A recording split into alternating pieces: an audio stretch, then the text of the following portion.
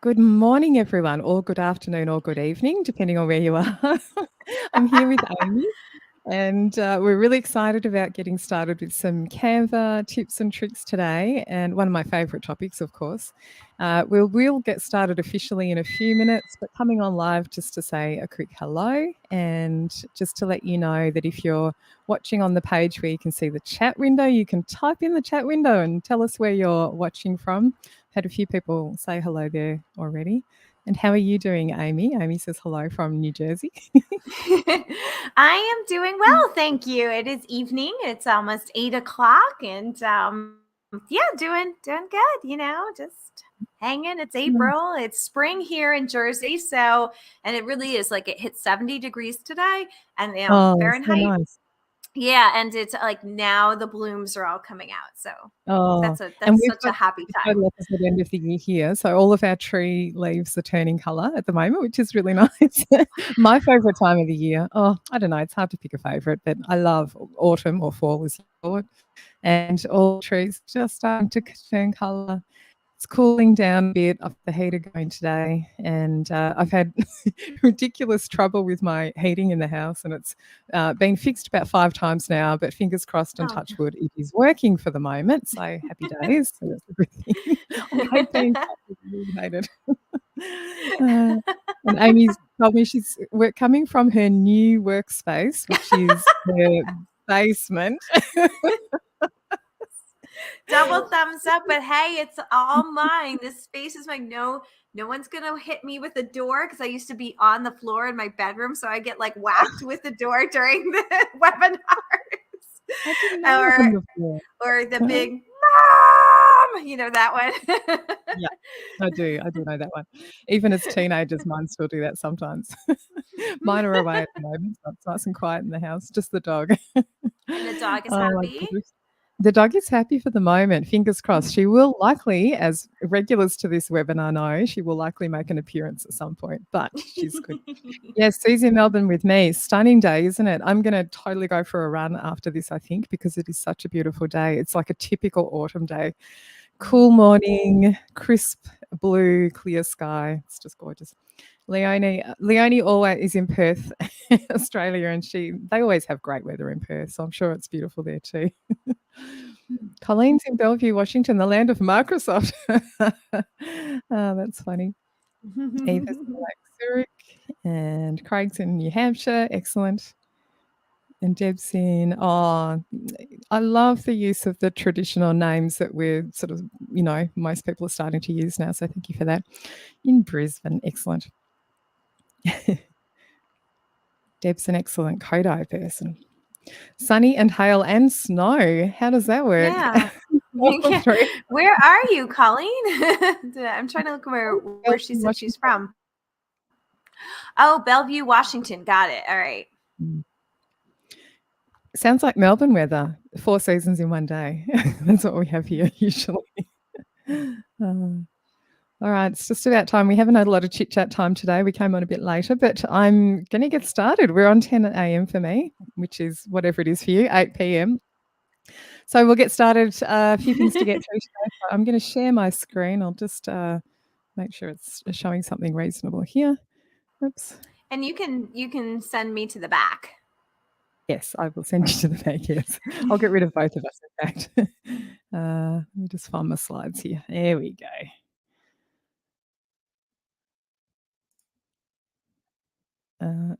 Wrong button. Hold on. There we go. That's better. I feel out of practice. I did do a webinar in, what was it, February, I think? Anyway, I feel like I'm sort of doing them every other month at the moment, and I do feel like I'm a little bit out of practice with everything. So welcome to everybody. Today's webinar, all about Canva. Seriously, one of my favourite topics.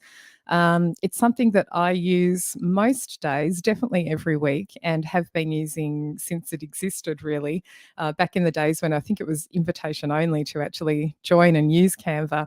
But it's such a great tool, and they really love supporting teachers and education. So I'd love to talk to everyone about that today, and I know lots of people out there are using it and looking for new tips and things to do.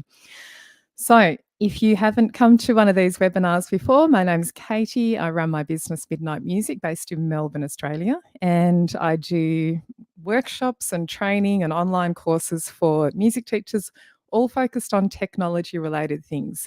I also have a podcast. So, if you're into podcasts, actually, even if you're not into podcasts, go check the podcast out because you should get into podcasts if you're not.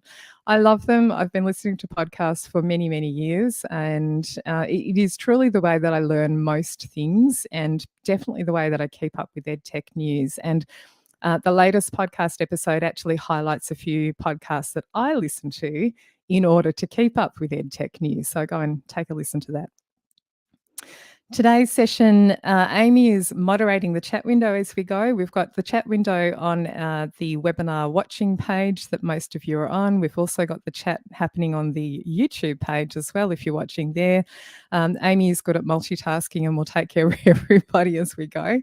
We will do a proper question and answer time at the end. So Amy is excellent at answering questions as we go along, but if there's a few that she needs to save up, she'll do that and we'll talk them through at the end. Today, there are links in a Wakelet collection. Wakelet is a tool for sharing and for sharing links and resources. And I always put my webinar links in there. So the link, if you're on the chat window page, you'll see the link at the very top of the chat window there. And I'm sure Amy will also share it in all the places too. So take a look at that. Now, just on that Wakelet collection, I will actually mention before we go on, I've used one of the newer layouts of that Wakelet collection. So rather than all the categories or headings going down the page, I thought I'd just try out the new columns layout. And basically, if you're viewing it on a smaller device, you need to scroll left and right to see all of the different columns. So each of the columns is a different category, or what do you call it, subject. So you'll see that there, and each column goes up and down for quite a way as well. Lots of links in each column, so check that out.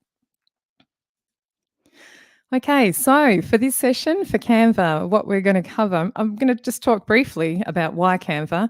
I'm probably guessing that most of you on today, maybe you've already used Canva, or maybe you've just heard the name of Canva a lot. And I also find that people get mixed up between Canva and Canvas, which is a totally different thing, nothing to do with Canvas today. Canvas is a learning management system, but Canva is a graphic design tool. So that's the one we'll talk about today. I'm just going to touch on the account types that are available to you, the types of things you can make, and we're going to do 2 designs step by step, kind of from scratch, and then I'm going to do show and tell and just show you some other designs, you know, sort of the end result and the types of things that you can use and create with Canva, just so that you get some ideas. So first of all, why Canva? Canva is just a great, easy graphic design software program, and it's really a software program that's for non-designers. Although having said that, I know lots of designers that do use it. It's really set up to make things easy and for you to make things look good quite quickly, even if you have no graphic design skills whatsoever. And for that reason, I really, really love it. There is a free pro account for educators, and I'll talk about that a little bit more in a second. And with Canva, so the difference between using Canva to create your teaching materials or flyers or posters or whatever it is that you're designing, you might be using also something like Google Slides or PowerPoint to do that, and those are great tools. But the main difference with Canva is that there's a massive library of images, clip art, borders, fonts, audio, video, you name it, it's in there inside Canva. So you don't need to go looking on 300 other websites for the photo that you want and the image of this and the clip art of that. It's all inside Canva already, or at least a lot of it is. So a huge supply of stuff in there. And that's one of the main reasons I really like using it. It's just all there. The other thing is there is a huge collection of templates too. So for those of you that are not graphic designers, which is probably most people out there because you're teachers, you know, this is what you do, it's teaching. And the templates are amazing. So you pick a template which is designed by a professional, you tweak it a little bit, and there you go, you're done, and it looks great. So the types of things you can design with Canva, I just brainstormed a few things, and this is really just a few of the things that you can do. And I'm not going to read this whole list out. You can glance through that if you want to. But there are so many things that you can use it for. So anytime in your teaching life or personal life where you think, I'd love to have a custom Google Classroom header, you could go into Canva and choose the template, which is called Google Classroom Header, and then set up your own one. You can tweak it and add your own images and fonts and so on, colors, and there you've got a nice custom header. You can do the same thing for your Flipgrid topics and groups or your Google Forms. You can create virtual classroom images. You can even create videos inside Canva. It's fantastic also for doing any promotional type things like social media posts, posters, promoting concerts, events, and that sort of thing. So just a few ideas here. We're going to talk through 5 today. Actually, I might be covering a few more, but anyway, at least 5 today, and a couple of them step by step at the start here. So before I get on to the first design, I just want to touch on the account types. So with Canva, there are essentially 5 types of accounts that you can set up, and you just choose the one that's right for you. So there is a free basic account, which is open to anybody. But if you're a teacher at a school, I can highly recommend applying for Canva for Education. This will give you access to basically all of the pro features at no cost at all. So there is a pro version of Canva, like a Canva Pro account that you can sign up for, but that is a paid option. But if you're an educator, you can get all of those features for free. So you need to apply to do that. Separate to that, and I'm just mentioning this in case this is useful information for anyone out there, but there is also Canva for non-profits. So if you're part of, or someone who's part of a non-profit organisation, they can also get access to Canva Pro for free. And then there's a paid Canva Enterprise version as well, which is for businesses. So applying for Canva for Education, I was going to say it's best. No, you need to. You need to apply with your school email address. So use your school email, not a personal email, to do that. It makes it much easier for your account to be approved. And I think actually they require you to use a school email address to do that. In the application process, you'll actually have to provide some kind of evidence. And I haven't looked at the process recently, but it was something like, proof of that you are actually a teacher, that you work at a school. So you'll do that, you'll wait for approval, and then you're good to go. In the past, I've had some people who had a free basic account set up first using their school email, and then afterwards they applied for the education account with all the pro features, and that was fine. They just did that. They submitted their application. So if you already have an account set up, which is the free one, and you think, I didn't know this was available and I want to upgrade to this Canva for Education account, I think that will still work. If you do it that way around, here's the little tip. You may not realize when they have upgraded your account to the education version. Sometimes I've heard that people have not received an email saying, hey, we've now upgraded you to the education account. So just go in. You can actually check in your account settings and see what type of account you have. So every now and again, just go in and check. And if you've been upgraded, it will say Canva for Education in there in your account settings. More information at that link, so just go ahead and visit that and go get your application in. Very good and definitely worthwhile. Let's get on to the fun stuff. I want to talk through a couple of designs in detail. So I'm going to just show you how quick it can be to make a professional looking poster in around 10 minutes. It may take a little bit more because I'm explaining stuff as I go along here, but it really does take a very short amount of time. So when you're designing anything in Canva, you're going to choose the destination. This is the key. The first thing you need to decide is, where is your design going to end up? Because that leads to, what dimensions do you need to use and what format do you need your design to be? So think about, where is it going to end up? So if it's a poster, for instance, for me, probably a poster would end up in 2 formats. One would be printed so that I can stick it up somewhere. And the other would be perhaps a digital format, because I might also want to send that poster out on social media or email it to people or put it onto a website.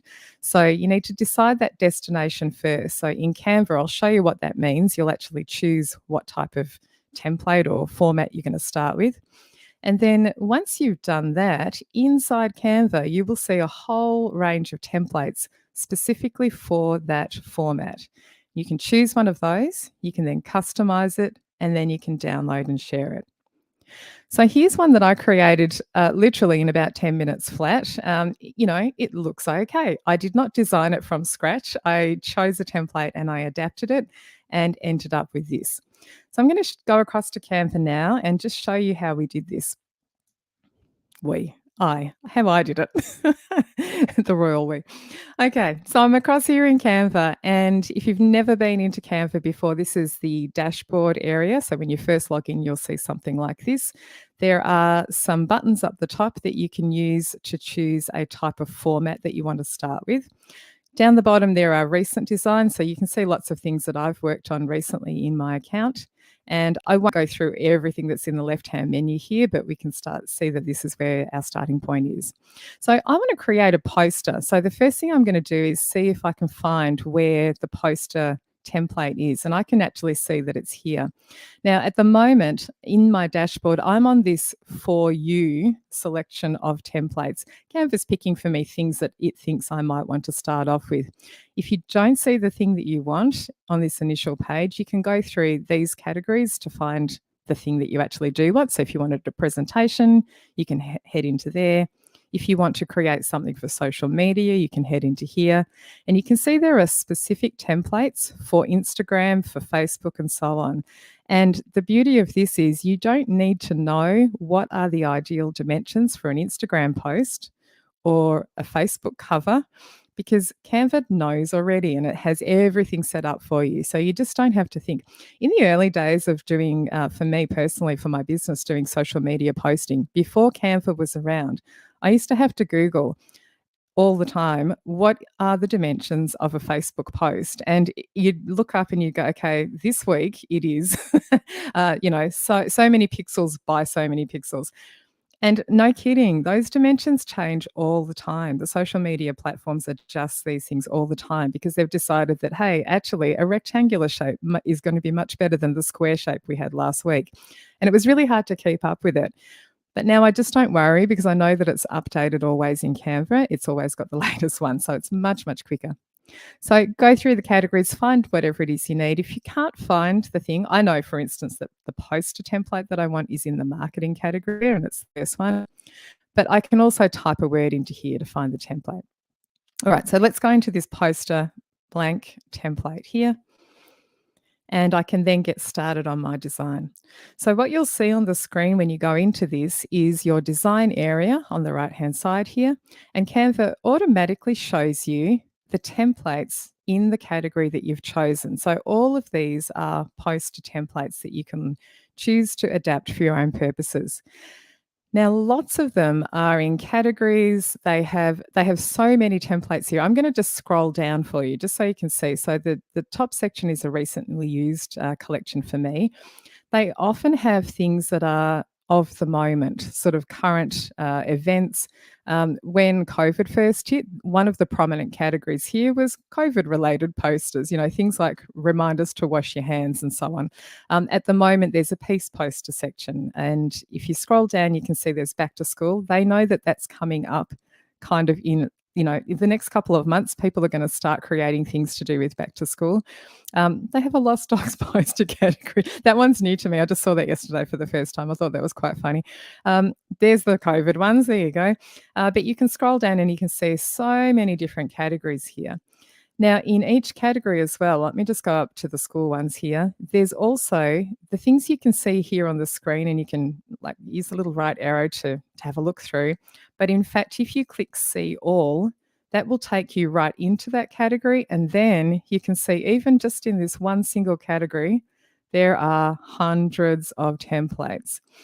Now, the thing I think is really important to remember when you're choosing a template is it actually doesn't matter what category it's come from. It's all about what types of things you want to show on your poster and the structure. So this is what I look at. I'm going to get out of this school poster category back to here. I could use, let's go down. I could use a missing dog poster because I happen to like the way that there's a prominent photo in the middle, there's a fair amount of text on it at the top and bottom. If that was the type of thing I wanted for my concert poster, I could choose a lost dog poster and then I just adapt it and I change all the text anyway. So when I'm looking at templates to choose from, I'm not really looking at the topic that they've put on here, the actual subject of the poster template that they've set up. I'm often just looking at style, the feeling, maybe the color palette, because even that doesn't matter. I can change that too. So I'm just looking at things structure-wise, layout-wise. Does it use photos or not use photos? And something that's close to what I want to create. I'm going to go back up the top here. So I'm actually going to choose one of my recently used ones here, this sensory room tour. Now, if you remember the picture that I showed you before of my concert poster, you'll see already that the format, the layout is the same. But this one was designed as a sensory room tour for a new building opening at a school. And it's just, again, it's just a template that I can adapt. So I want to come in here and change some things. I'm going to make this a concert, choir concert event poster. And the first thing I'm going to do is change these photographs. So in Canva, on the left-hand side, there's a big long menu of things that you can choose from to add into your designs. And I'm going to go down to this photos category. Now in here, I'm going to choose a couple of choir photos. I'm going to see if there's some choir photos that I can add onto my poster to make it look like a choir thing. Now, obviously, if I was creating a poster for my actual real choir at a school, I would use photos of the choir themselves. But for now, I'm just going to use stock photos. So let's have a look. I'm going to come up to the search bar and just type in choir and search and see what pops up. Now, the collection of photos that Canva has is extensive. And if you've ever used other websites like Pexels or Pixabay, I believe both of those collections of photos are actually inside Canva as well. I definitely know Pixabay is. You can search for photos in here, so you don't need to go to those separate photograph websites, image websites, and find something and then download it and then upload it to Canva. You actually search inside Canva and it's much, much easier. Of course, you can also use your own photographs, which I'll talk a little bit more about later, but you can upload your own ones if you have something. I'm going to scroll down and just choose a couple of images from this collection here. Let's have a look. And I quite like this choir here. There's a few photos from this choir. Choosing one that I like, I'm going to drag this one across into this circle here. And I'm just hovering over that until I can see the circle go blue around the outside. And Canva kind of grabs onto that photo and it puts it exactly inside the circle. I don't need to resize. I don't need to do anything. Just grabs it and pops it in. Now, of course, it's showing a tiny portion of the whole photograph. So what I can do, if I don't like the bit that it's choosing to highlight here, I can double click. And then if I wanted to move it up or down or sideways, I can do. And let's just choose, I can see a few people there, so that looks good, and I can hit done. Great. Let me choose one more to go into the other spot there. I'll scroll down and see what else is here. Let's see. Yep, this one here. Let's go with that one. So again, I'm going to click and drag straight across into here. And I missed slightly. Oh, look at that. So I'm just grabbing it again and dragging it around, and now I can see the little circle is lit up blue in the background. Let go, and there's my picture again. So that's the first thing, changing out the photographs. Now, these circles where the photos appear are actually two of Canva's frames. They are a circular frame in which you can place a photo. And when you use frames in your designs, it's a really great way to make things look beautiful and to easily switch out images, because any image that you put into this frame is just going to snap into place and fit with your design. Okay, I'm going to change colors next. So let me click on the background here. And if I click on this background area, that sort of salmon pink color, you can see that I've got that selected and there's a little color square at the top left here. Now, I'm going to change this to blues. So I'm going to click on that little colored square. That's my background color setting. And I'm going to choose something else. Let me go for this teal color, turquoise. So that looks good. Now, I don't mind the yellow that's against it, but I might actually change that as well. So I'm going to just select this big yellow circle here. And again, my color setting is here. And I'll change that for something else. So I might choose this light turquoise blue just as a contrast. And that's looking quite good. Now, one thing I want to point out at this point, is the option. Now that I've changed that one yellow item to a different color, take a look down the bottom of the screen here, because Canva's actually saying to me, oh, you've changed one yellow thing to light blue. Would you like to change all the yellow things on your poster to light blue in one go? And I would like to do that. So I'm going to hit change all. And you can see here it's changed this other little circle to light blue plus the 2 lines. So I didn't have to go through and individually select those and change them. It does it all in one go. So fantastic. The next thing I'm going to do is change the text. So Canva has this text laid out already for me. I'm going to change this to the school name. Let's call it Black Forest High School, made up name. And this part here, I want to say something about my concert. So I'm going to actually just call this, let's call it Spring Concert. So select all of that text and change it to Spring Concert. Now, I'm not loving the font of this one just for, this purpose. So I'm going to change this. I'm going to select this text and come up here and choose a different font from the font menu. Once you have text selected, you'll be able to see all these text setting options. So I'm going to go into the menu here.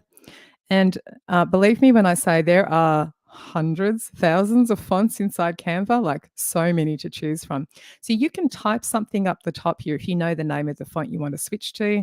You can even type a style of font. So you could type something like handwriting or script or bold, and Canva will actually show you fonts that match with that kind of style. I'm actually going to use one that I've recently used. I'll choose this one. I like this bold Archivo black font, so I'll choose that. And once I've selected that, it updates my poster. So that's that. Then I would just go ahead and change this. So let's put join us. It's for the concert. This font I want to change as well to that same one, Archivo Black. And I would update the date and the building. Let's say school auditorium here. Auditorium.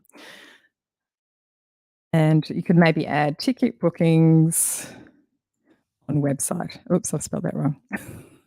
Always great typing things in front of people. Bookings on website. There we go. And that is it. That's my poster. I should have timed myself. That was pretty quick, and I did explain as I went along as well. So this is a great way just to get started fast. You don't need the graphic design skills. Canva will do this for you, and you just quickly come in and adjust. So just to recap, back with the templates, I really think it's worthwhile just bearing in mind that you don't have to use a poster for the purpose that it was originally designed for. Just think about structure, style. If you really like the style of this little one in here, which is sort of, pastel colors, and you like the handwriting kind of style, if you want to use that for your, the rules of your classroom and put that on the wall, definitely do that. Just pick something that's based on the types of things that you like in your design. Once you've finished your poster, the next stage is then to share or download or print your poster. So you can come into the print posters option up here. Now, this will kind of give you access to a real printer who will print your poster and send it to you. I don't want to do that today, so I'm going to get out of there. I'm going to actually go into the share menu. And the share menu has changed a lot over recent times. There are so many options in here for how you can download and share your design. So I just want to highlight a few things here. First of all, if you wanted to keep a purely digital copy of your poster and actually share that without even downloading a PDF, you can share a Canva link to your poster, which other people can view. They will not get access to changing your poster unless you want them to. So this is really similar to Google, sharing Google documents and so on. So I can come in here and go, I want anyone with the link. I don't want them to edit this poster, but I just want them to view the poster. And then you can copy the link, and then you can send that link to someone, and that will literally show them a copy of this poster that they can't do anything to. It will just show them the digital version. So that's a really quick way to share your poster around or whatever it is that you've created. Coming in here though, I just want to show you a few options in the download menu. So if you come in here, you can see that you can download to your laptop, to your computer, any of these versions. So there's a couple of different PDF versions here. If you wanted to keep this as a PDF, which you're just sending to people, like in the school, on the school website, maybe you're uploading a copy of the poster there in a PDF format. You could use this smaller size one. This one is definitely for sending to an actual printer. So that's an option if you want to do that. And then the other option that I often use is the PNG option. If you're going to share on social media, that can be a good one. It's just an image version of your poster. A couple of other options here. Video and GIF in this instance aren't aren't relevant because I don't have any moving parts to my design here. So I don't need to use those at the moment. Anyway, so that's what you would do, to select one of those and then hit the download button. So that's our first design done. That's our first poster. And really the process is the same no matter what you're designing. But I know that some of you will want to be thinking about maybe designing something from scratch. So let's just talk about that. I'm going to go back here for a moment. Our second design, and I thought I would show you something from scratch completely because there's a couple of techniques that I love and I think are really useful and really easy to use designing from scratch. And I thought I might share one of those. I've chosen desktop wallpaper as our second design. So this might not be something that you've considered making yourself, but it can be good to do. And this is, where we're going to, again, use the same process. We're going to choose a blank wallpaper template. Now that's just going to give us the correct dimensions for using this as wallpaper that you will apply to your laptop. So if you can picture when you open up your laptop and you see, a background image of some sort, we're actually going to design something to go in that place of a background image, something custom made, something that speaks to your personality. You're going to build your design and then again download it and put it onto your device. So desktop wallpaper can be either decorative or functional, and functional wallpaper can be really useful. You can see the little example at the back there has like a calendar for the month and a to-do list. So if you've got like important goals that you want to achieve during a month, you could put them onto your desktop wallpaper image so that you have a reminder every day each time you open up your laptop. Maybe you like to have some inspirational quote or something like that too. Now, you could do this for your own personal laptop or even for a class set of devices. So if you have a class set of devices that you manage in your room or have access to, this might be something you consider for that. You can actually put reminders for students on the desktop wallpaper or something inspirational, just something fun to look at maybe.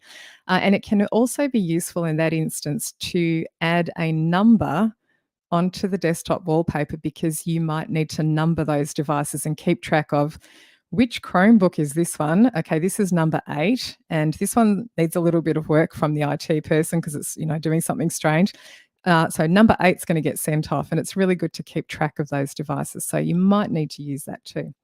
So let's go back over to Canva, and I'll just show you one of the fun things that I like to do in Canva. I'm going to get rid of my poster design here and get back over to this side.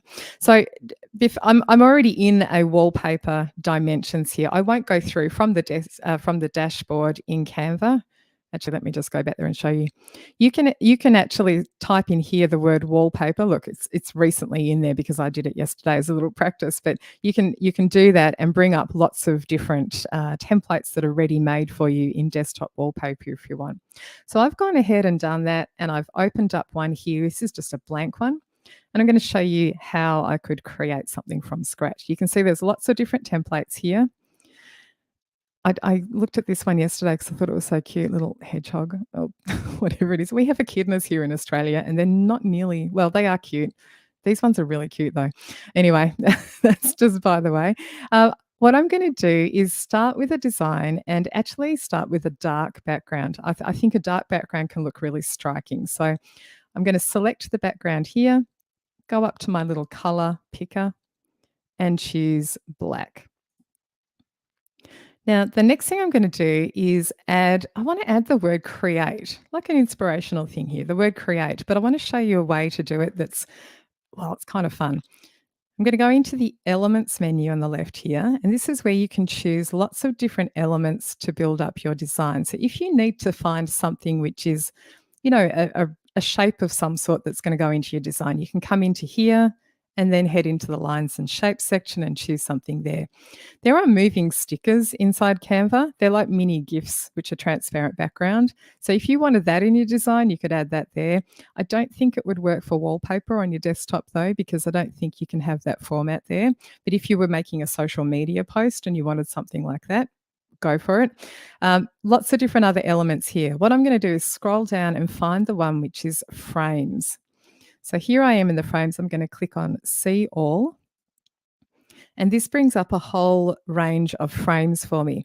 Now, so here's the funny thing about frames. Frames are designed in Canva, frames are designed for you to add something into the frame.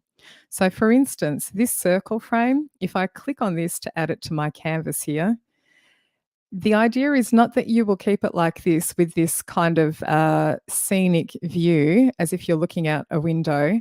The idea is actually that you'll fill this with a picture of some sort. Now, I mention this because I have actually seen Canva designs floating around, or I know that they've been made in Canva, designs floating around on social media and so on, where someone's made that as part of their design and left it like that. Now, it looks okay as a scenic little background picture, but it's actually designed for you to put something in there. So I'm going to click on that and get rid of it. I want to show you a different one that I want to use here. So I'm going to scroll down and just wait for these to load a bit, because I know down the bottom here, actually it's not down the bottom at all, it's some of the way down, there are these cool letters. Now these letters are also frames, and I can fill the letter with a photograph of some sort.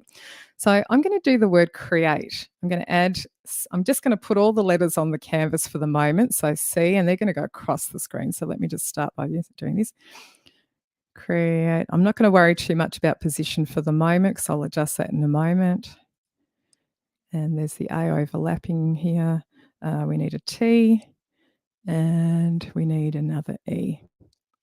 All right, now I added them all at once. Now they are too big. I want them to fit across horizontally, and they're not going to fit at this size. So rather than doing them all individually and resizing them all, I'm going to click and drag my mouse over everything.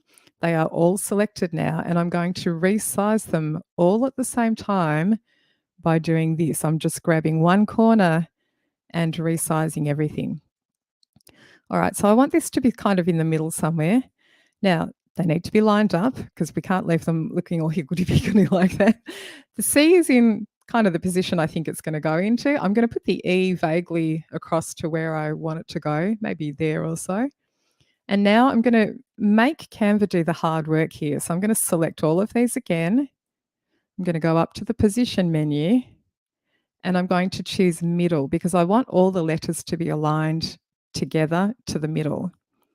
Now Canva straightens them all up. That looks really nice. Now the next thing I want Canva to do is to space them all out evenly across the horizontal plane. So I'll click here, space evenly horizontally, and Canva spaces them all out nicely. So this saves you fiddling around with a lot of dragging. Now, because they're letters, different letters need different amounts of space. So I do need to make a few fine adjustments, but for the most part, it's pretty good. And it's much quicker. There we go. Maybe this one needs a bit more space, and then I'm just going to make sure they're all centered together. Oh, I missed it. There we go. Okay, so that looks kind of cool. Now, what are we going to put in these? You can put anything you like as a photograph background. And what I've done a bit of testing. I just tested a few things for fun, and man, there's some great effects you can create here. So I could actually even drag people into here. I'm not going to use this. I'll just show you one as an example. So you drag across, and you've got to keep holding and dragging until it grabs onto the letter that you want. So that's one option there. I'm actually not going to do that. I'm just going to get rid of that example. Just delete. I'm going to find colors, but I want some sort of texture involved in this. So one test that I did yesterday, which looked great, I'm going to choose red as my color for the first letter. I chose flowers. Now you could choose anything. I chose flowers. What I want is to find some red flowers in a photograph which are kind of densely together, if you know what I mean, like this, filling up, like this one here. So what I'm going to do is use this photo and drag it into the sea. There. How cool does that look? Now let's go again. I'm going to do rainbow. So orange flowers. This one looks pretty good to me. Let's go for yellow. And I'm looking for the dense kind of yellow flower photos. Oh, this one down here is good. Red, orange, yellow, green. Green flowers are a little bit more unusual, but I'm sure there'll be something. I could use this one. It's kind of whitish. Maybe this one here. I don't know if this is actually flowers, but let's go for that. It's more grassy, but that's okay. Let's have blue. Do the last two here. We'll do blue and we'll do purple. Blue flowers. This one looks good to me. And let's do purple.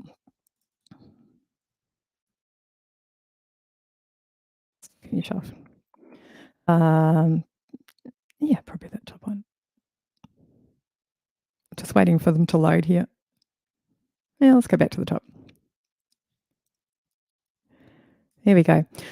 Doesn't that look cool? I think it looks really cool. I just love this effect. Now, you don't have to do flowers. You can do anything. And one word that I found is really useful to do for this purpose is actually to use the word texture. So if you did the color and then write the word texture, you can actually get some cool textures showing in the Canva library. So you could choose to do that. I like the idea of having everything matching, so I won't change all these now, but you could do purple texture, red texture, orange texture, and then just choose something which kind of has an interesting look to it. It's not a flat color, it's a textured color. It just looks really cool. It just makes a great effect here. So that's kind of cool. Now I want to add some other text to this. I'm going to click on my text option now on the left-hand side. So don't forget, if you want to use these frames, you need to go to frames for these letters. But now I just want regular text. So I'm going to choose text. I have some fonts in here as my default fonts. I'm going to just choose this one to add here and drag it up. Oops, I've missed. Here we go. Now this is currently black on black, so it's not very useful. Let's change this to white. And I'm going to type in what will you, and then the word create is going to come after that. I'm going to make this much bigger. One of the things I love about Canva and fonts and text and so on is that when you add a text box, in order to make it bigger or smaller, you literally just drag the text box. You don't need to kind of, in some other programs, you need to sort of come in here and highlight the text and then go up to the font size changing option. You can just resize and it does it automatically. It's one of my favorite things. It's such a silly small feature, but it really saves time. So I've got what will you create? And then I'm going to duplicate this. So I've got another text box of the same size and put the word today at the bottom here. So there's my desktop wallpaper, just something, something bright and colorful to look at. So here's one I've created earlier, same sort of thing. And this one actually did use the textures that I talked about. I just chose to use red texture, orange texture, and so on. So same idea. I moved all of that text up in order to add a place where I could add the device number. So if you're numbering or creating desktop wallpaper for student devices in your classroom, and you need to add a number on because it just makes things easier, you can also do that. So that's a text box there. And this is just a shape, which is basically a hollow rounded rectangle. And again, you find those in the elements menu over here.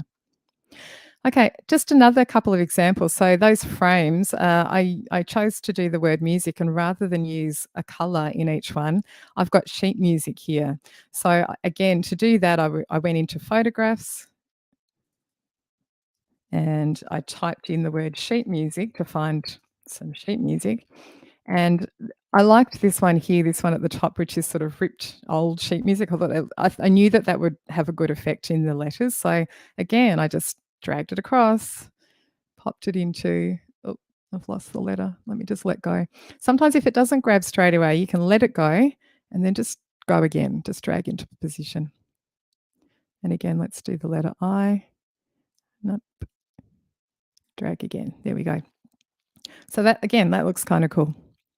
Another desktop wallpaper idea, and this one was purely a template. This template was plain. It didn't have these little characters on it, and I added those afterwards. But again, this one's great. It lays out some areas on your desktop wallpaper for you. So when you put this on your laptop, you can drag your file folders into this category. So if you've got important files that you need to kind of like find easily, you can drag your file folder into here, or the file itself, and it will just show on that square. You'll just drag it into that position. School stuff. You could add your monthly goals before you download this from Canva so that they're printed there for the month, and maybe add any reminders in there too. Now, I did this because I really wanted to show you the character builder, and this is a fairly new feature. So these little characters are kind of, I half made them. I won't say I made them from scratch. I chose the way they look. And the way you do that in Canva is that Canva has some extra add-on features. In this left-hand column, I'm going to scroll all the way down until I can see the word more, and it's actually hidden here under my little Loom shortcut thing here. Click on the word more, and inside there, you're going to see a whole heap of extra things that you can add on to your Canva account. Now, just by the way, you can see that there's a Giphy add-on here. There's an emoji add-on.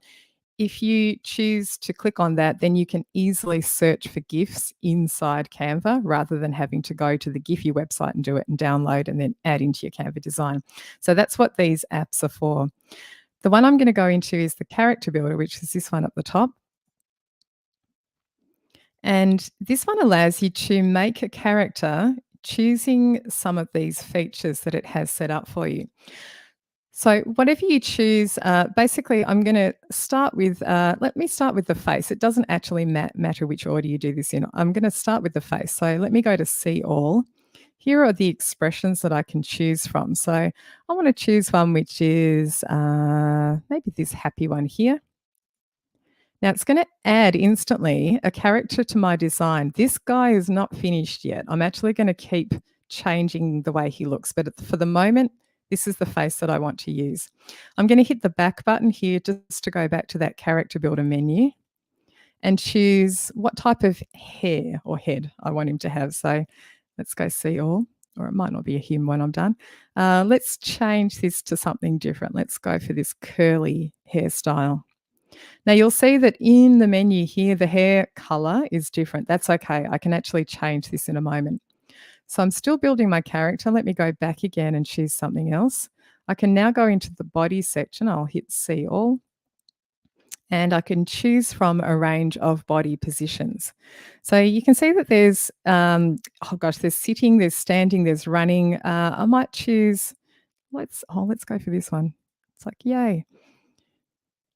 There's a couple of, it's really nice. It's a bit more inclusive. There's a few wheelchair ones at the bottom here. I'm really hoping that Canva will add more to this character builder. It's a little bit limited at the moment, but it's such a great concept. I really love it. So I'll choose that one. I'll go back once more. And, you know, I'm happy with that. The skin tone I can then adjust to something else if I want to. And I can also choose a hair color. Now, if there's a hair color, well, if you don't see the hair color you want in these options here, you can choose to add a new hair color. And I think, did it pop up? Didn't pop up. Oh, it's doing something weird for me. Let me just change it. Just test out these. Okay, they're working. Let's go new again. Oh, there we go. So I can have whatever hair color I want here.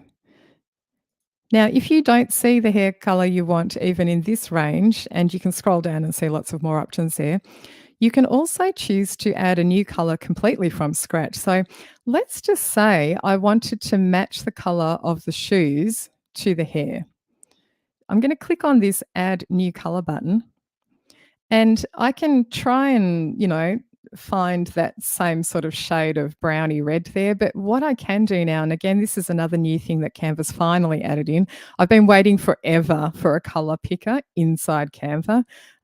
Some of you may know that like there's Chrome extensions that you can use, which will allow you to pick an eyedropper and choose a color that's on your computer screen somewhere to use in your designs for different programs. But Canva finally has one built in. So I'm going to choose the eyedropper. I'm going to come across to the shoe and click on that because it's picked up. You can see it's gone, oh yeah, you want that kind of color. If I wanted to, I could choose the green, the same as the skin color, the shorts. I'll go for that shoe color. Click there and it goes, okay, you want that one, and it's made the hair that color. So that's kind of cool. That color picker is available in anything that you're changing the color of in Canva. Okay, so this character now is finished. I'm happy with the way this looks, and now I'm going to click done. So the thing to remember with the character builder is that you need to change all of these attributes before you click the done button. I could go back in and choose a different head. I haven't clicked done yet. I could go back and switch to a different face if I wanted to. But once you've clicked done, you're committed to that particular one. So I'm going to click done here. And the weird thing that happens now is that it kind of takes a second. Can you see it takes a second? And I think it seems to, for me, always get dumped in this corner once it's completely finished. And then I can drag it into position and I can change the size and put it so I could put him up here. Anyway, that's the character builder and the color picker in Canva. So I hope that was useful for the desktop wallpaper, but of course these character builders you don't have to use in desktop wallpaper. You can use them anywhere else you like. They can be in your worksheets and your other teaching materials and so on. Okay, that's it for our 2 step-by-step in-depth walkthroughs. I'm going to show you now a few other types of designs that you might want to create as well. I'm just going to head back over to my keynote presentation here. So something, in your daily life as a teacher, you need to do, or it's nice to be able to do custom-made things like Google Classroom headers. And if you're not a Google person, this could be something inside a Microsoft, your form header, or you may be using Flipgrid and you want a custom image for your topic that you're setting up. So you can use Canva to design any of those as well. So here are just a couple of Google Classroom headers that I've, put together. Now, this top one I'm going to show you inside Canva because this one actually has a moving GIF. This arrow here actually appears and disappears to highlight the need to check on the Classroom tab for assignments. So I've put that together and basically worked it out so that the arrow lines up with the Classroom tab once it's put into Google Classroom. I just made these other ones up. This one was completely from scratch down the bottom, and I wanted to use the frames again. This Polaroid picture here is a frame, and there's a little frame on that little I don't even know what game system that is. Is that a Game Boy? Anyway, I added a frame to that one so that you could put your teacher picture on that. Amy's laughing at me and my lack of my lack of retro gaming knowledge. She doesn't know either. Okay. And this one I wanted to test out just to make sure. You can see I've left a gap in the left-hand corner here, and that's because that's where Google automatically puts your grade name. So, and again over here, there's a little gap here, and on this one, there's a little gap. So once you put it into Classroom, that's what it looks like. Many of you will have known the pain of creating a beautiful custom header and then only to have Google Classroom add the dark overlay on top of your header and kind of wreck it completely. And then there's people sharing solutions to that problem, which were not a solution at all, which was quite amusing. But anyway, Google have actually changed things now. So there is a bit of an overlay still, but it is not nearly as intense as it used to be. And it's kind of just on the very bottom of your design. So you'll see here that the top of my design is still bright and colorful. The bottom part where they need you to be able to read this text, that gets sort of darkened off a little bit automatically. There is nothing you can do about it. Do not go looking for solutions. So let me just go across here. I just want to show you what these look like inside Canva. You should see the moving one, I think, first of all. No, you won't. You'll see the other one. It's just loading here. So that's the frame with the Polaroid picture in. Of course, you can add your own picture in there. and that game one. So this is what that one looks like. This is actually a little GIF that I've added into the design. So what you do from Canva is actually download this design in a GIF format as a GIF. And when you go and upload your own photo to Google Classroom, you will just simply upload the GIF. It doesn't look like you don't click on a button which says upload GIF. Don't worry about it. It just says upload image or upload photo. You'll do that. You'll happen to choose a GIF, and then it looks in Google Classroom, it shows this movement. So if I go across, I've actually got a dummy Google Classroom set up here, and it should show this at the top here. So you can see it darkens off towards the bottom of my image. And so my advice is to use light colors for anything that appears down the bottom that's important. So that's what that one looks like. Now on the Wakeler collection, I've given you a link to this actual Canva project as a template. So you can make your own copy of this actual collection of 3 or 4. I've got a different variation down here of this one. And just a random beach theme one because I was practicing putting images together. But all of those you can find in a template, which you can take for yourself and adapt and use for your own purposes. So if you want to switch out the music elements, you can. You can just delete any of these. You can change the colors if you want to. You could add fresh elements in for yourself. All right, so that's Google Classroom headers. Lots of fun. You can customize completely. I know some teachers update their Google Classroom header at the beginning of each, term or semester, or at the beginning of a unit of work because they want to highlight something specific or start a new theme off in their classroom. And it's just really a useful way of doing that. All right, getting back to here. The last couple of things I would just want to again talk through are the option in Canva of making videos. Now, it might surprise you to know, some of you, that Canva actually allows you to create videos. Now, this is not the place for you to do a highly complex virtual choir video, although having said that, you kind of can a little bit do that. But this is really designed as a video editor. It's a simple one. And so it's really designed for things like promotional videos. So promoting an event, or if you were a real estate agent, you could make a great real estate video, and so on. There's lots of different uses for this, but I want to just show you a couple that I set up here. So again, Canva has a huge selection of videos inside their library. So if you are happy, if it's okay or it's suitable for your project to use stock images or stock video, there will be something you can find in there. For instance, if you were doing a concert which had a theme of, I don't know, let's say it's spring music. It's a spring concert. I know many of you have just done that. You could go into the Canva library and have information about your spring concert here in the writing part. The video, and I'll show you this one, what it looks like live in a second, but this is actually a video in the background here. You might just choose spring-related pictures. It could be beautiful flowers blowing in the breeze or something, and it just adds a visual moving element to your promotional video, and then you send that out on social media rather than just always having a static kind of poster type image. So you can use video from the Canva library, but you can also upload your own. So if you've got video that you're permitted to share, which shows school ensembles playing or something else, you can do that. And you can even add audio as well. And again, Canva has an audio library, or you can upload your own. And as I mentioned before, simple editing options. This is not high-level video editing options, but fantastic to do something that's just quick and easy. So let's just go back to Canva and I'll just show you what these look like. So here's one which is actually like a Battle of the Bands video. It's just going to load for a second.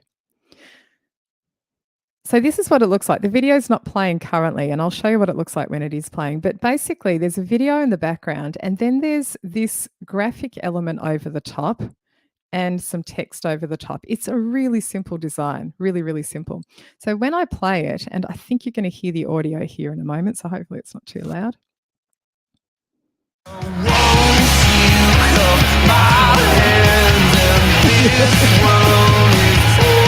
All right, I'll stop there. Yeah, Amy's got her fingers on her ears. Sorry about the volume. We didn't check that.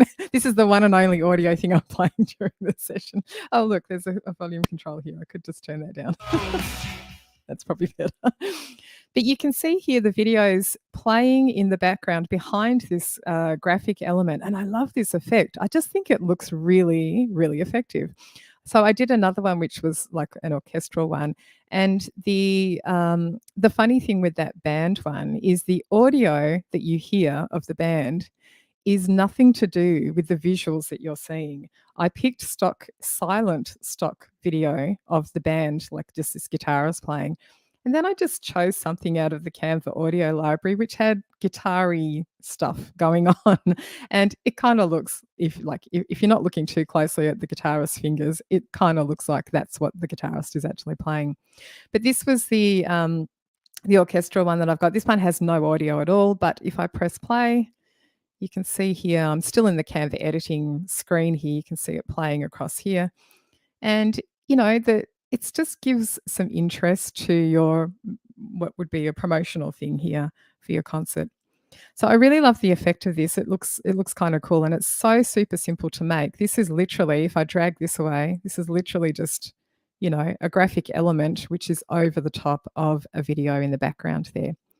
Now, if I did want to add some audio to this, I go in the left-hand column here to the audio section, and you can search through all of the audio files that are in there and find something you like. It's useful. There's a lot of stuff in here, and it's useful to use their categories. So you can browse through happy, pop, epic, and so on. There's one which is called cinematic. I often go for that one. Love, travel.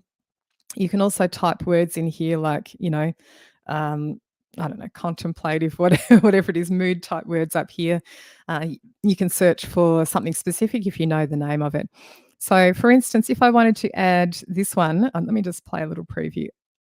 Forgive me if this is really loud again, hopefully not too loud.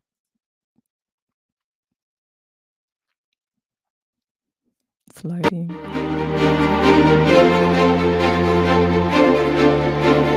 So that's a little preview of that one. Now, if I wanted to add this, I'll just click on it to add it to my project. And it dumps it at the bottom of the video here, and it matches exactly the length of the video that I've set up. It will match the length of the audio to go with that. Now, what you can do is once it's in there, it has picked, because if you can see over here, I don't know if you can read this, but this whole audio track is a total of 2 minutes and 24 seconds long, but my video is only 14 seconds long. So it's chosen just a section of that audio track to play. But what you can do is if you choose that you don't want the beginning or you don't want the end, or you don't want whatever's Canva has chosen for you as the snippet, you can actually click adjust up here and actually drag this along and go, you know what, I want a different section here. Oh, it's not dragging for me. Why is that? You can see the whole track there. Oh, I need to move the track, not the selected part. I'm dragging on the actual audio track here. So if you drag this along, like, maybe I want the climactic part of the track, or maybe I want the last bit, which is nice and soft. Anyway, you just drag this along. You can have a listen, see if it matches okay, and then that's it. So again, this could be video of your own students. And actually, this is a great tip for videoing students playing instruments. You can just video their hands. It doesn't have to be their face, if that's going to help you with privacy issues and so on. And then choose an audio track to upload, which is actually your students playing, and then choose the part of it that you want to use. So that's just a little preview of how video works in Canva. You can do all sorts of things in here, like click on the video itself. You can add a fade in and a fade out for the video. You can lengthen or shorten it just by dragging here. I can add a second video after this one. I can then add transitions between the two. So it's just nice and simple editing options. So if you're not someone who's an expert at video, this is a great place to get started. All right, getting back to this keynote, the last thing I wanted to just show you is building a picture from scratch. And most of the things I've shown you today are actually things that I've covered in a big course that I made called Create Beautiful Teaching Resources with Canva. And this is the culminating project of that course, is to design something completely from scratch. So if you want more help after today, I'm going to show you where you can get more help. And if you want to see more projects step by step in great detail, including this one that I'm about to show you, I'll show you where you can get that. But this is the culminating project of that course, and there's 5 modules altogether. So this one is where we actually start completely from scratch and build an image up from nothing and actually design something ourselves. Now, you might kind of think, why would you want to do that? What purpose would that serve? But it really is fun, and particularly if you like this sort of stuff. Like, I for every course that I ever put together, I always have to make examples. That's often the thing that's the most time consuming building a course. It's not making the screencast videos teaching everything. I have to make examples of everything first of all, in order to show how to do them and how to sort of step backwards and go step at a time through this thing. So I had to make some images from scratch. And of course, I made one. One would have been enough, but then I decided I had to make about 5 more because it's just easy to get carried away with these things. And the first one I made was this one, which I shared on social media at the time. This was quite some time ago. So for the music teachers watching, this was my Peter and the Wolf image. And I wanted to create this from scratch in order to then link each individual character image to an audio file. So that might be the reason why you might make an image like this. You want to make an image based on a piece of music that you're studying with your students, or I don't know, some kind of theme in your classroom. And then I wanted to link each of the characters to the audio file. And this is something I've done for years and years, and actually first started doing in the smart board software called Notebook.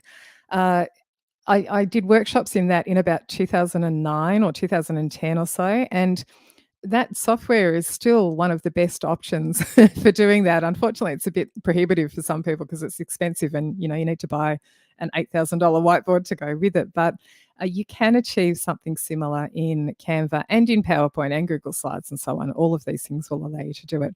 But in Canva, which is different from Slides and PowerPoint, you have access to all of these elements. So I found this, in the library, there is not Peter in the library. I just found a boy and I thought, he looks like a Peter. He can be the Peter. There was a wolf, thankfully a wolf. There was also a cat and a bird and a duck, also thankfully. There was even a grandfather. Now, the hunters, there were no hunters. Oh, I don't think there were hunters. They might have been called like Canadian Mounties or something like that. Sometimes you have to be a little bit creative when you go looking for things. But I did find them and they worked really well. There was, different options for faces. So that was really good. Now, the trees, all of these trees are separate elements out of the library. And so this is one tree at the front here. This branch is not on that tree. Because I wanted the bird there, I needed to find a separate branch on its own and add that, and then the bird on top of that. Each of these bushes are separate, and I put the wolf behind the bushes. I did the little house for the grandfather, and I thought, oh, we need to have a gate. So I think that these bits of fence here, this is not one long fence with a gate in it. It's like tiny portions of fence, which I put together and then coloured one of them differently to look like the gate. Added this round circle so it looked like it had a handle on it. Anyway, it's lots of fun, and the background even is not like, even that's built from scratch. The blue colour that you hear is that you can see is the plain background. This is over the top. This sort of darker blue colour is an element that I put over the top to create that sense of depth. So, it's lots of fun. So other examples which use similar technique of just building things up totally from scratch. I did a camping theme because there was cool camping things in there. And again, all of these, like this green bit here is one element, and then this is the same element which I overlapped and moved up or down or whatever. There was fire, there was a bear, all the things. Some of you may have done this when virtual classrooms were all the thing. The virtual classrooms were everything in 2020. Is anyone still using them? I don't know. I don't know if I haven't seen much about virtual classrooms, but lately. But again, this is the same thing. You're building things up from scratch. So you find a picture of, a room and a floor and a rug, 3D rug no less, and a desk and instruments that you can put into your virtual classroom. So I had a couple of examples of that. I did a space theme one, I did a beach theme one, And I did this one because I thought, oh, it'd be nice. You could have one for a song, pick a song, and make an image to go with it. Anyway, that's building images from scratch. Lots of fun, very time consuming. But if you like that sort of thing, what's not to say you can spend your time like that? Like, I think it's a great thing. You do really learn a lot about design skills when you're doing this sort of exercise. So if that's something that you enjoy doing, I can highly recommend it. The skills learnt putting together an image like this are actually applicable to many other design things that you might do in the future, i.e. using presentation software and so on. All right, that's it for the main part. That's my 5 projects for today. There were so many more that I could have shown today, and I really tried to hold back and not to go on forever and ever and ever. So if you do want more help, there is the course that I mentioned. So it's called Create Beautiful Teaching Resources with Canva. And there are 5 modules in total. So we talk about posters and creating your first design, and I do a full walkthrough of Canva and the interface and all the basics. And I actually go through some of my favorite kind of like time-saving tips for using Canva. So one example would be, that thing where I showed you with the word create. I put all of those letters on the page.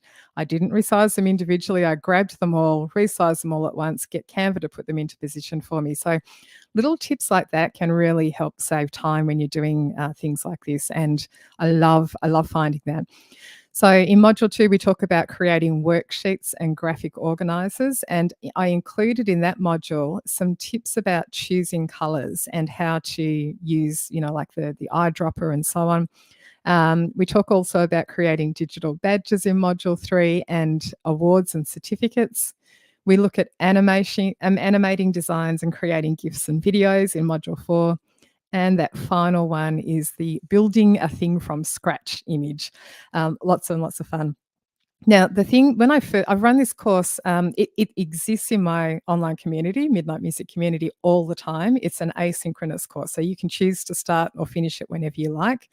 And you can come back to it and do it again. I do update this one quite a bit because Canva has updates really frequently. So I'm about to embark on adding some new things in the next little while. But everything that's in there at the moment still works fine. But I have also run this as like a live do along with me course. And the very first time we did that, one of the surprising things that came out of this is that people doing the course all wanted to share their designs with each other. So people were sharing designs and seeing each other's like amazing worksheets and going, oh my gosh, I could totally use that for my classroom.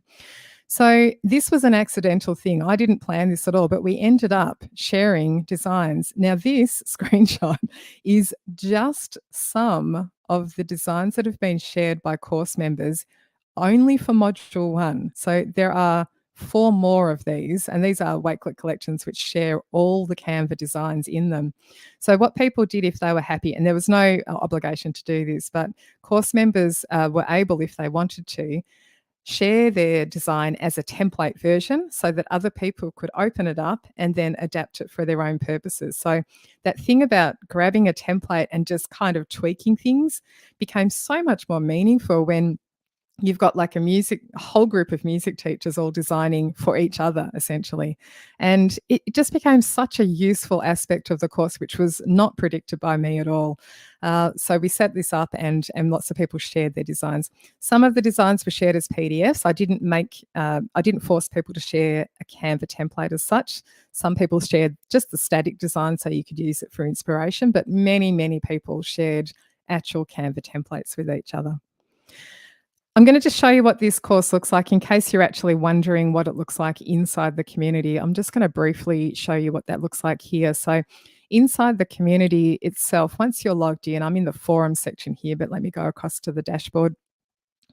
You log in here and there's a quick link to the course down here. We start off with a roadmap, and the roadmap kind of walks you through all the things you need to do for the course. So welcome, you can look at this part and tick it off. Setting up your account, it's all got all the information about that. Tick it off. There's a course workbook. You can do that and tick that off. And then you work through all of these different modules here. Once you've done each module, you tick them off. And at the very end, you can download the PD certificate. But the course itself has the modules laid out. And as I said, you can take your time with this. You don't need to do them all by a certain deadline. Everything's just there for as long as you remember. But you can go in and let's say module 3, I'll just pick one of these sections here. Digital badges from scratch, for instance. All of these are different lessons that are part of that module. And for each lesson, there are short videos. I decided to make this broken down into very short videos. So each of these just talks you through different aspects of creating a digital badge from scratch, just as an example. And thank goodness Canva added the option of curving your text now. So when I first did the course, we had to have all the text straight along or do this really time-consuming workaround. But now you can actually curve your text to match the ribbon shape there. So that's what the course looks like. And this, once you have access to that course, of course, you have access to all of the courses inside the community. And there are hundreds of other ones. There's actually a whole course on making videos. And Amy did a great one last year on Seesaw. So that was also fantastic. Okay, so that's the course. If you are interested, I have to say it's been one of my, I think, the most popular course I've made in the past. And yeah, lots of people. I love Melissa's comment here was very typical. I started tonight and got sucked in and couldn't stop. And all of the modules are very addictive. It's because designing stuff is so much fun. Like I just really, really enjoy doing this. And it's something I have to stop myself doing because sometimes there are better things I need to be doing with my time, but it is a lot of fun to use Canva and do all those design projects. So if you're watching the webinar right now from the page where you can see the video and the chat window at once, there's a link underneath the video itself where you can join the community. We've actually opened up a special offer, which we have on only occasionally, which is joining for a trial offer for 14 days, just for $1 it is, $1. And this is just going to be available for a short time only. So if you're interested in that, do take advantage of it in the next couple of days. It reverts after the 14 days to our monthly subscription, which is $29 a month, but you can cancel anytime. So if you want to test it out for the 14 days and it's not right for you, totally fine to cancel. Just make sure that you follow the instructions for doing the cancellation. But just for a few days, we're going to have that on offer. So I really hope to see you in there. Amy and I are in there. We have a forum, which is a private forum where we answer questions every day, and we have a lot of fun in there. Amy and I make videos for you for your questions if that's going to be the thing that helps you. We like to do that. We just turn Loom on and we actually make you a personal video showing you how to solve your tech problems. But it's something that I like to do. Amy and I have personal challenges with each other to answer the most number of questions in the forum. I think you're definitely winning lately. But yeah, it is a lot of fun. Now, PD's certificate for today is this link here, midnightmusic.com.au/PD. Oh, I've put an extra C in there. Sorry, it's just PD Canva, not PDC Canva. PD Canva. There we go. So head over to that link if you'd like to fill that form out. We'll send you a PD certificate for your time today. And I'm going to wind up here and I'm going to stop sharing my screen and put Amy and I back on and we can answer some questions if there are any. Group layout. There we go. Hey. All right, there we go. Great webinar. People were really just taking it all in and was able to answer a lot of the questions. I did want to bring a couple back to you here. Most of them were asking a lot of things inside the community, like if you took a course, would you get the PD certificate even if you were a member? You would very easily. Yes. I always love when you actually go back into your course. Like if you leave it midway, it's going to, once you log back in, it's going to tell you where you left off. It's going to tell you what you've done. Yeah. There are buttons to say I've completed this section. And then when you log back in, you go, oh, I can see I've done section 1 and section 2. Yeah. And yeah, you can just go back in and at the end of every course, there's essentially a link to fill out a form to get the PD certificate for that particular course. And if you have any trouble with that, we have the lovely Michelle, who is customer support, and you can always email Michelle. There's actually a link to her email inside the community. It's basically support@midnightmusic.com.au, and she can help with any quirkiness. Occasionally, PD certificates, once they get sent to your email address, school filters may pop it into your spam folder. So just check there. We do have that issue occasionally, but they nearly always just end up there. So check it out. But yes, definitely. I hope everyone did like it. I hope there's I hope there was a few ideas that people took away from that. The frames thing. Who likes the frames thing? Did anyone like that? I love that frames thing. I think So the much position tool, like two of us were saying, Oh. like, oh wow, the position tool. Wow, like I'm not sitting here trying to line things up. I can just hit the position tool. Yeah, That's really nice. try and I have to say it's really easy because I do same in Google Slides and Keynote and PowerPoint and so on. It's really easy to even I catch myself sometimes. I start dragging elements in line with each other because it does show you it. It flashes up the lines where it goes, yep, it's aligned with each other. Woohoo! It's easy just to keep dragging, but then you go, you know what? Actually, it's much quicker. Stop what you're doing, select everything, and ask it to actually line it up for you. It's so much faster.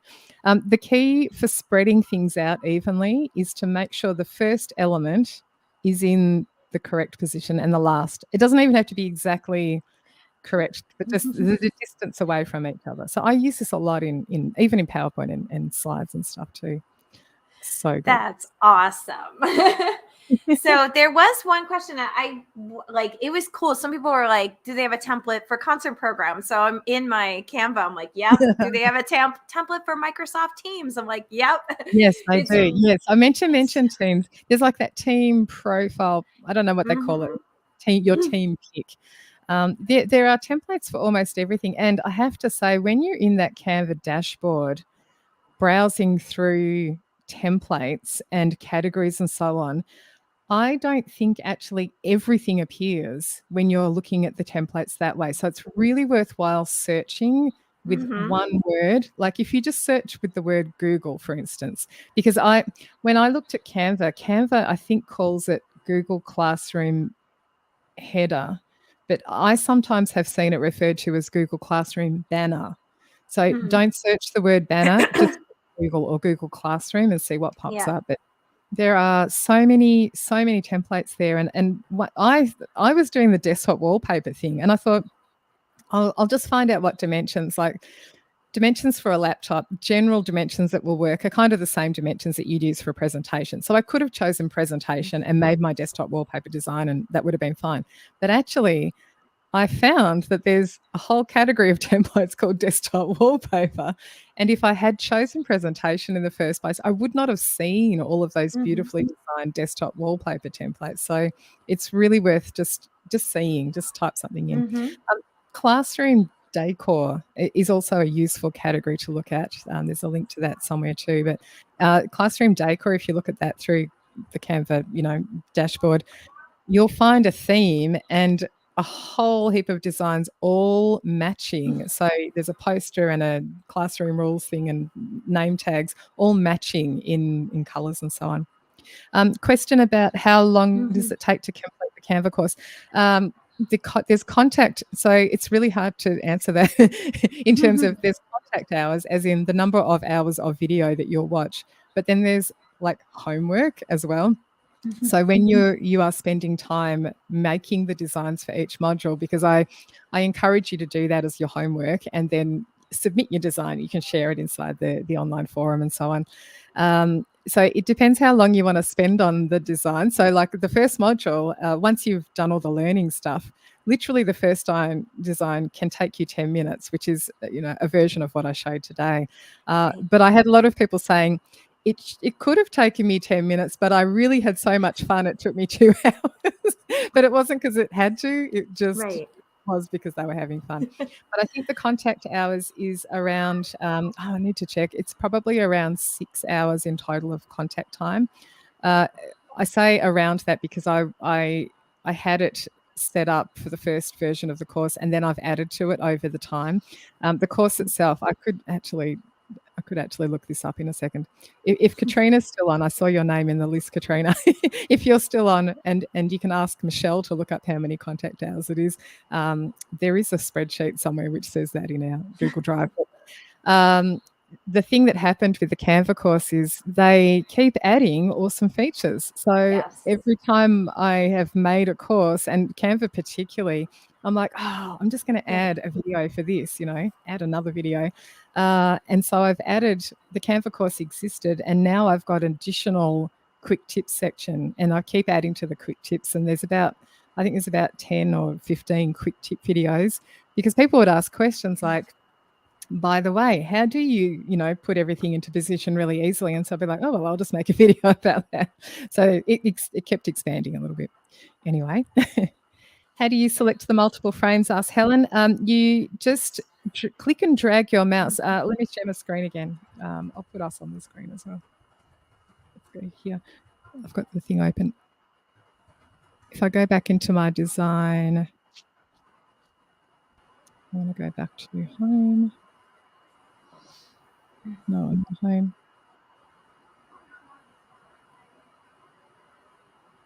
Where is it? Desktop wallpaper.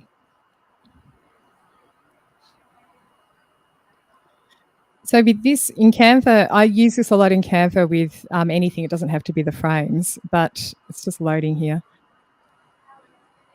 So clicking on one will select a single item, but if you put your mouse somewhere which is outside anything, away from anything, you can just click and drag across everything, and that will select all of those items that you touch with your mouse. Now, the other way you can do it is to select one thing and then hold Shift down and click on the next thing, keep holding Shift down, click on the next thing, keep holding Shift down, and just keep Shift clicking on every item. Hold it down the whole time, and then you've got everything selected. So that's what I would do. So if they're all messed up and out of position and so on, the E is vaguely kind of where I want it to be. The C is vaguely, and you notice they're not lined up horizontally even. I'm just going to select everything like that and then go position. First of all, I'll make them align to the middle. I don't have to do that first, but I can. Middle. And then I want to space them out horizontally across the page. When you line up to the middle, don't get confused and do center. And this is what happens if you accidentally choose that. It doesn't matter, but it just makes me giggle because they're all just dumped in the middle of the pile. I will click undo now. I like it. Middle, not center.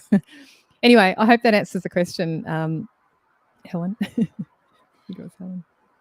Heidi was wondering if there was a way to type text with Spanish symbols, and my suggestion is if you change the keyboard on your device, it should work with any program that way. Yeah, it should do. Yeah, that's what at least the Chinese teacher used to do. I used to see her just change it, and then she could do that type.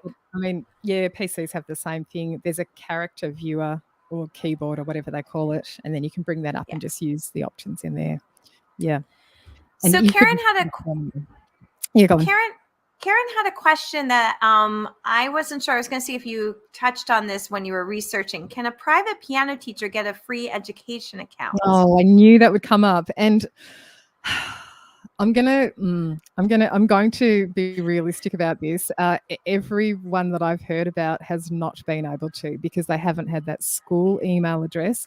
But so I don't know whether anyone's managed to get this passed, but I suggested to fight for it because you're still an educator and you're doing the same thing as a teacher that's working at a school. So if you are an instrumental teacher who is based at a school and has a school email address, obviously you'll use that school email address. But if you are, Katie's Piano Studio or whatever it is, and that's your business name and you work from home and you teach all these students, I would definitely go fight for it. Even some teachers at schools who have had a school email address, I think they were inundated with a lot of people requesting education counts at one point. I think it's not so bad now. And I think they were trying to process them very fast. So even some teachers at schools who had like evidence of their teaching certificate or whatever, letterhead from the school saying they taught at the school, some of those were even rejected. And they just had to go back and go, really? Like, really? And then it was fine. So whoever was approving them or not, maybe just it was an oversight there. But I would definitely fight for it. So I'm not sure. Anyone watching who is a private instrumental teacher, if you've managed to get the account through, let us know in the chat. I would say, look, and this is not in everyone's budget. If you can't get the education account, but you do have the budget for the pro account, it is absolutely worth it. Like, absolutely worth it. If you can equate time to money, the time that I say, I don't have an education account, I have a pro account because I'm not an education institution as such. So I have the pro account, and the amount of time we save as an organization, because I have a few people using my Canva account as our team, searching for, things to use. And we have templates that are specifically set up for the business. So all of that equates to a lot of time saving. And so it is worth the money. And it's a tax deduction. So, if you can do that. So I don't know. And yeah, I don't want to get anyone's hopes up who's in that position, because I have heard it's been difficult. And then this is one last question, but this has come up in other webinars, Katie, so I would love to know your answer. Mm-hmm. This is, I've noticed this too. When we're looking at the screen to watch your webinar, whether I'm in YouTube or I'm here on this, it's blurry if you go into full screen. So we end up watching it in the small screen, and this happens both. So I just said, I don't know, because I have this, and this has happened in other webinars. So when we hit full screen, it goes, but it happens in YouTube too. So I don't know if you had an answer, if we're just not setting something. Yeah, our screen's right. But I remember it came up last time. Yeah, I wonder if that's a StreamYard thing. So is it is it just like our faces are, we're both dark here, but or is it just the slides? It's, let me do right now. Let me see. Our faces are blurry when you go, into the full, like, well, we look really young because, like, there's just no wrinkles. I mean, and maybe the filter going on there just to make us look really good. But yeah, when your screen goes on. Yeah, when your screen goes on and you go full screen, it doesn't matter whether I'm over here in Safari and YouTube or if I'm in Chrome here and in the Midnight live webinar page. Anytime you full screen it, it goes into a it's a bit like it's soft around the edges is how I'll put it. But when you were putting stuff in Canva, it was easier to watch it on the smaller screen because I wanted to see it closer up, but it was blurry. That's annoying, isn't it? I don't know if it's a StreamYard thing. I wonder because it's happening on multiple devices. If you're on YouTube natively, you know how you can pop out to actual YouTube? I wonder if that's but it happens on YouTube as well. So it must be StreamYard. I will look into Safari. That. Yeah, when I'm in Safari. I do have a filter thing turned on, which I don't need that because I'd rather people see the screen probably. Well, you don't show us when you're doing this either, so like.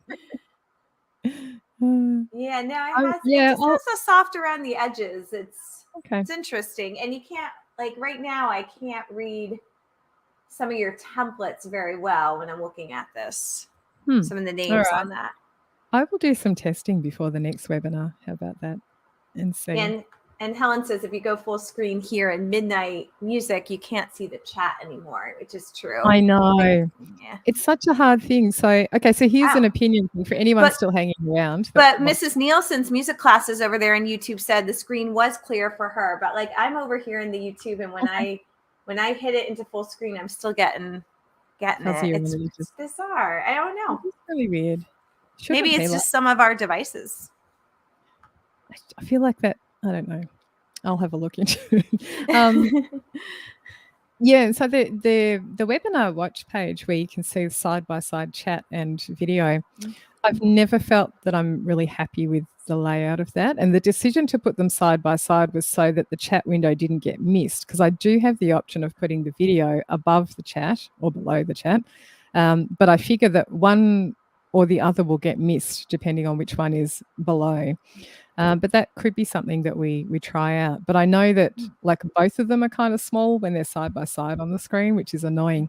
And you can pop the chat window out. There's a little pop-out button at the bottom of the chat window, which will make it a floating chat window so that you can just have sort of more room for the video. But yeah, there's never been like the perfect solution for this. But maybe I will do the above each other thing for a future one. Yeah, we are getting some feedback as well. There's some are they're blurry, they can't read it. Well, Desley was using multiple devices due to sound issues and stuff, but that was their Oh, yeah, devices. yeah, I see. Yeah. I All don't right, know. I will check that. I feel like there might be a setting that I didn't know about in StreamYard So, settings. Allison, I wanted to ask you this question too. Allison Yeah, I asked, knew this would come up. Yeah. how do you link audio samples to the Peter and the Wolf picture? I want to know that too in Canva. Oh, you do know the answer to this. But there are multiple options actually. You can't do it inside Canva. Well, So that's what this I is wanted to know. one. Like, Yeah. have you been able to do that inside Canva? That would be so cool. No. So in essence, I use the Canva image as the basis for, and I meant to mention this, I often design something in Canva and then end up putting it in Google Slides because there Mhm. you know that thing, a lot of people were doing it when they were making virtual classrooms in Mhm. slides. You'll have an image in there and you'll either link the image, like the tiny Peter picture, to a YouTube Mhm. video, whatever it is, or you will place a shape over the top of Peter, which is like a transparent shape. You kind of fake it and you link the transparent shape, which doesn't look like anything, to the audio or the video. Mhm. So in Google Slides, it's not a great way to do this. You can do it more readily in PowerPoint or Keynote, Mhm. actual individual audio. Actually, no. Yeah, you kind of can. You hide the little audio icon. So this is where, oh my gosh, the smart notebook software is the Yes. best at doing it, the best, and Promethean as well, they do it too. Mhm. And there has been no other software that does it as cleanly and as beautifully as those two options. And Seesaw can do it nicely. Seesaw can do it now. Yes, that's a recent Yes. one, isn't it? So you can choose an element on the page, Seesaw or Yeah. Notebook software, Yeah. and link the actual file to that actual element. So That that here's audio. the problem with doing it in PowerPoint and Keynote is you can put the audio file kind of with the element, and basically when you add an audio file in either of those, you get that little round audio icon, and then you can just hide the icon, whatever, like it's all fine. And you kind of put it with or near the Peter picture and the wolf picture. They're not actually joined together. And when you're in presentation mode and you go to that slide, Yes. the only option is to play audio files in the order Yeah. that it's set to play in. So Yeah. if you want to jump around to the duck theme and then the Peter theme and then the wolf and not just do Peter followed by bird, followed by duck, you don't have a choice. Whereas in the smart notebook software, you tap Peter and he plays. Da, da, da, da, da, da. And it's so beautiful. And there's no other software that really does it as elegantly as that. So I'm constantly finding workarounds. So for Canva, yeah, I download that image, put it into PowerPoint, Keynote, or Slides, fake it with the linking the file. And it's so disappointing because it doesn't really work the way I want it to. But anyway, yeah, sorry, Seesaw. Alison. It kind of built Seesaw. it up with the magic thing. Seesaw, do it in Seesaw, yeah. Seesaw. You can put up to 20 audio files on one page. Which would be perfect. Plenty enough for Peter and the Wolf themes. Yes. I was just And if it doing it for wasn't, you would just have our a Moana copy of. Junior cast. Yeah. Yeah, exactly. Yeah. I could put like 20 Yeah. audio files that they could listen to on one page. It was Oh my great. gosh. Yeah. Yeah. That was the thing I really wanted for the virtual classroom stuff as well. Like you kind of can, it kind of needs to be, it works better when it's a YouTube. I don't know. And then it's not elegant in Google Slides because it shows, once you tap, it shows the link or click, it Yes. shows the Yeah. ugly, YouTube link here. I just like them. Yeah, so much more elegant in the notebook software. Yeah, anyway. Mm. Yeah, but great way to sort of do that and to create some engagement, sort of. All right. I hope that was useful. We will wind up now. So any other questions? We'd love to see you inside the community. If you come join us, announce your arrival in the forum. Yeah, come join us. Say hello. We will greet you in there with the video as well. You greet with the video. I usually Katie will greet with the video, and then I'll be like, and here I am. I always love your videos. Yeah, I think they think it's probably a standard video for everyone at first. It's like, no, it's actually for you. It's personal. Yeah. Thanks, everyone. And yeah, happy Easter. Diana says happy Easter. Happy Easter to you too. I hope if you're in Australia, I hope you're enjoying we're on like a 2-week break at the moment, school holidays. So I hope you are enjoying some holidays as well. So it was nice. Some Aussie teachers could probably attend live that wouldn't normally be able to. And enjoy the rest of your break. I know that you guys have all just had spring break. I think that's finished now, hasn't it? It Yeah. depends on the school. We had ours, I mean, being a private school, we had ours back in March, but it's a 2-week break in March. It's nice. But some of the public schools are now on break or starting this Friday. Ah, nice. Well, enjoy your break if you are having one or about to have one, or hopefully you're rested if you've just finished. Back to it. All right. See you next time, everyone. Bye-bye.